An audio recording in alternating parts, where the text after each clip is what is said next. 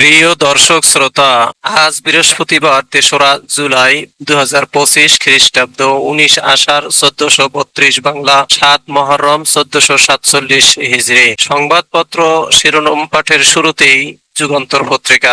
যুগান্তর পত্রিকা শিরোনাম করা হয়েছে, জাতীয় সংসদ নির্বাচন পিআর পদ্ধতি নিয়ে জটিল সমীকরণ রাজনীতিতে। ওসিকে বরখাস্তের দাবি, বৈষম্য বিরোধীদের পটিয়া থানা ঘেরাও অবরোধ। আদালত অবমাননা মামলায় ৬ মাসের কারাদণ্ড, শেখ হাসিনার প্রথম সাজা। আন্তর্জাতিক অপরাধ ট্রাইব্যুনালে ১। শহীদদের স্মরণে বিএনপির আলোচনা সভা, ফ্যাসিবাদের বিরুদ্ধে ঐক্যের বার্তা। জনস্বার্থ বিরোধী বিষয়ে ছাড় দেবে না বিএনপি, বলছেন তারেক রহমান।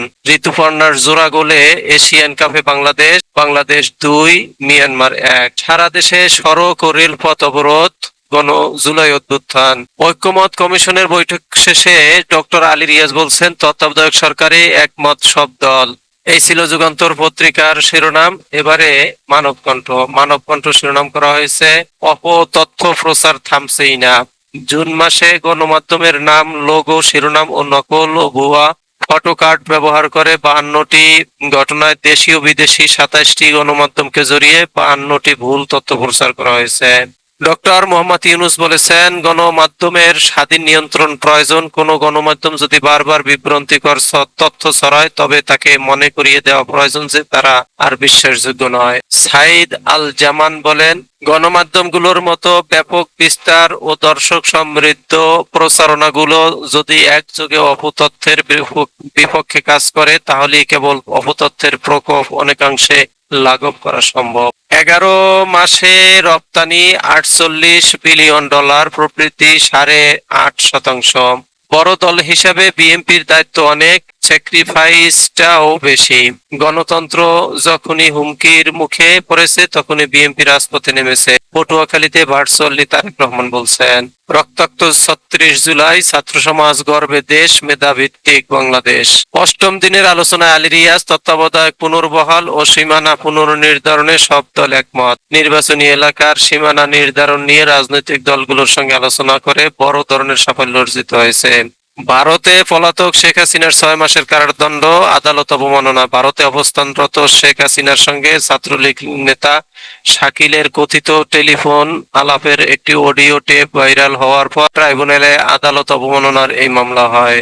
এই ছিল মানবকণ্ঠের শিরোনাম। এবারে দৈনিক জনতা শিরোনাম করা হয়েছে, শেখ হাসিনার ৬ মাসের কারাদণ্ড, আদালত অবমাননা।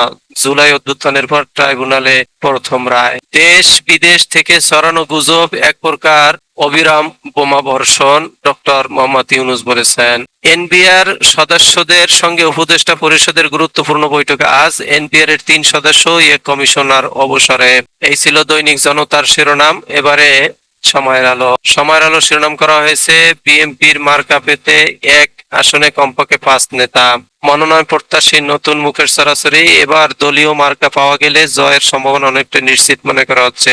গণসংযোগের পাশাপাশি লবিং এ ব্যস্ত সময় পার করছেন নেতারা।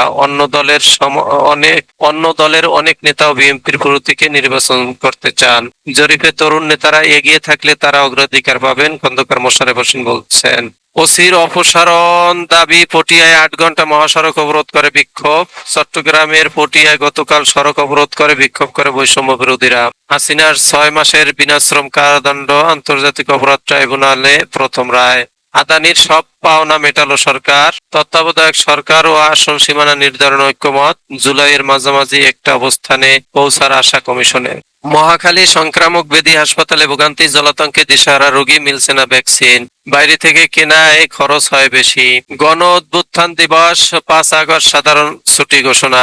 দেশ ছাড়তে মরিয়া ইসরায়েল। বহু বছর ধরে অনেক ইসরায়েলি ইহুদি রাজনৈতিক হতাশা, সংখ্যাগরিষ্ঠতা হারানোর আশঙ্কা ও সামগ্রিকভাবে জায়নবাদী প্রকল্পের অস্থিতিশীল ভবিষ্যতের কারণে দেশ ছাড়ছেন।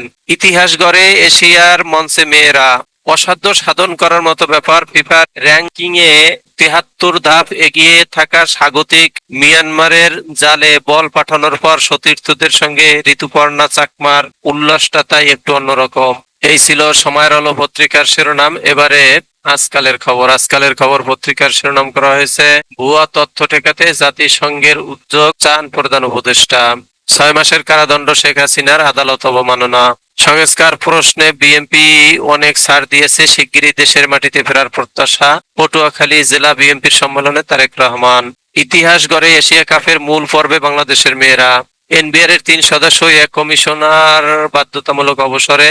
দোহারে বিএনপি নেতাকে প্রকাশ্যে গুলি করে ও কুপিয়ে হত্যা। তেজগাঁওয়ে 5 লাখ সৌদি রিয়াল ছিনতাই, আটক 6। ডেঙ্গু ও করোনায় আরো 2 জনের মৃত্যু। চট্টগ্রাম বন্দরের এনসিটি যাচ্ছে নৌবাহিনীর কাছে, তারপর ডিপি ওয়ার্ল্ড।